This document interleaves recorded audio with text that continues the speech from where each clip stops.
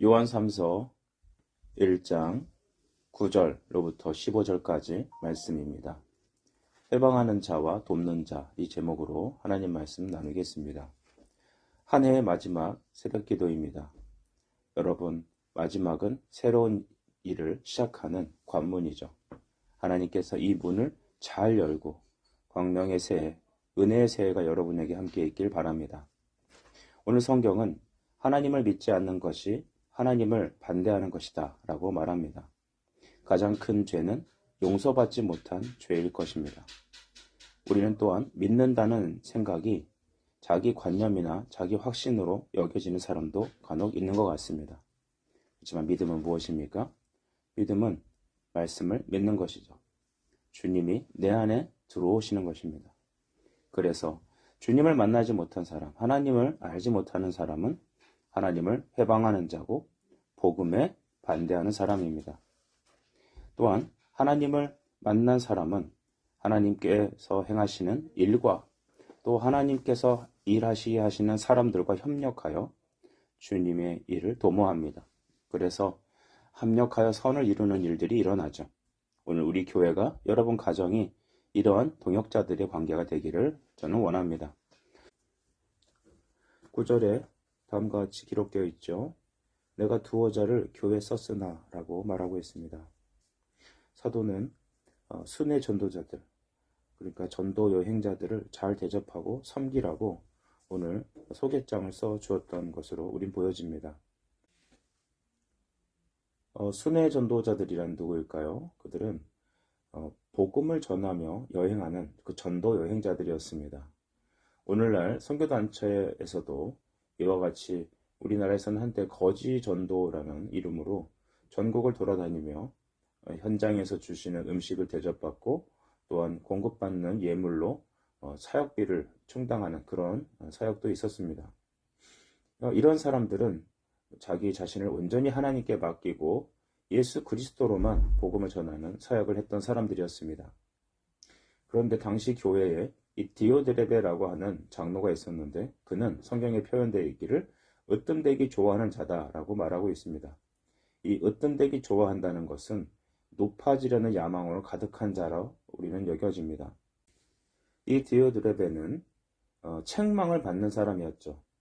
그는 다른 사람을 봉사하려는 마음이 추워도 없습니다. 왜일까요? 그는 그의 마음이 높기 때문입니다. 자기 자신을 온전히 붙잡고 사랑하기 때문이죠.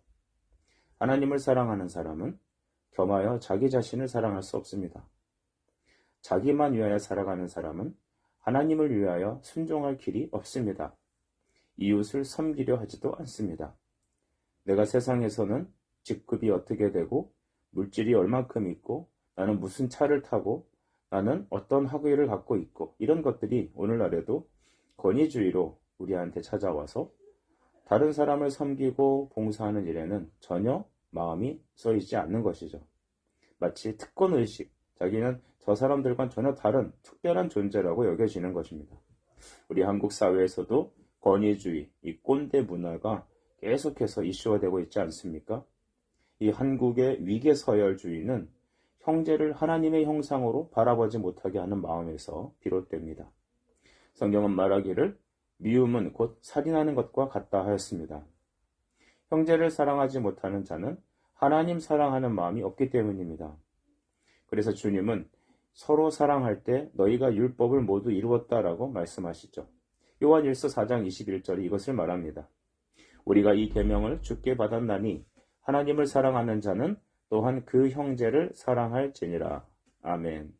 하나님의 말씀을 받고 믿음의 생명을 받은 그 성도들은 하나님을 사랑하게 돼 있고 또한 그에게 보내주신 형제를 사랑하게 됩니다. 11절을 보시죠. 그들은 하나님을 배웁지 못하였다고 사도는 말합니다. 즉 영적으로 하나님을 만나지 못한 것입니다.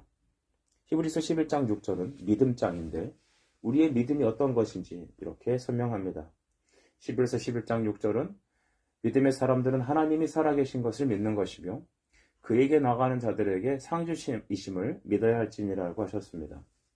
하나님을 확실히 알게 된 영적 체험이 없는 사람은 하나님을 알지 못하는 것입니다. 무엇보다 영적 체험이라는 것은 말씀을 경험한 것이죠. 주님을 믿게 되는 것입니다. 교회를 다니는 그 자체로 우리가 그가 하나님의 사람이라고 판단하면 안 됩니다. 교인일 수는 있으나 성도라고 할 수 없는 것입니다. 말씀을 통해 영적 회심이 그 안에서 일어나야 합니다. 그래서 죄인은 그리스도의 십자가의 말씀을 듣고 그 내면에 하나님을 아멘하는, 하나님을 아는 내적 확신이 찾아와야 됩니다. 요한일서 5장 1절 말씀에서는 예수께서 그리스도이심을 믿는 자마다 하나님께로부터 난 자니 또한 낳으신 이를 사랑하는 자마다 그에게서 난 자를 사랑하느니라. 아멘. 예수님을 사랑하는 사람은 하나님께로부터 택함받은 자이며 그로부터 낳은 자입니다. 그리고 그 사람마다 그에게서 난 자, 즉 회심하고 성도들을 진심으로 같이 사랑하게 되는 것이죠. 우리 안에 하나님을 만난 체험과 우리 안에 하나님을 아는 영적 지식, 성령의 임재가 있는 사람마다 여러분 하나님의 성도들을 사랑하게 됩니다.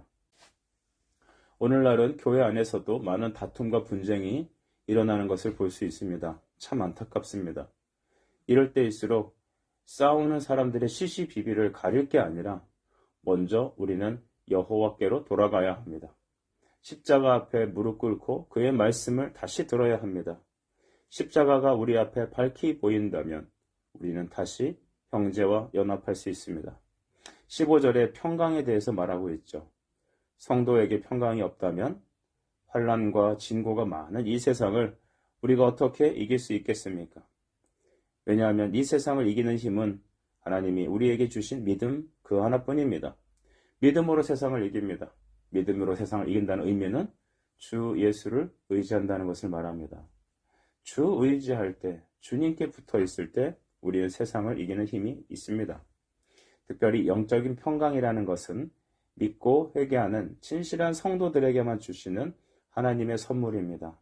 이 하나님의 선물, 오늘 이 한 해가 지나가는 오늘의 여러분에게 있길 바랍니다. 우리 찬송 가사로 오늘 설교를 마치고 싶어요.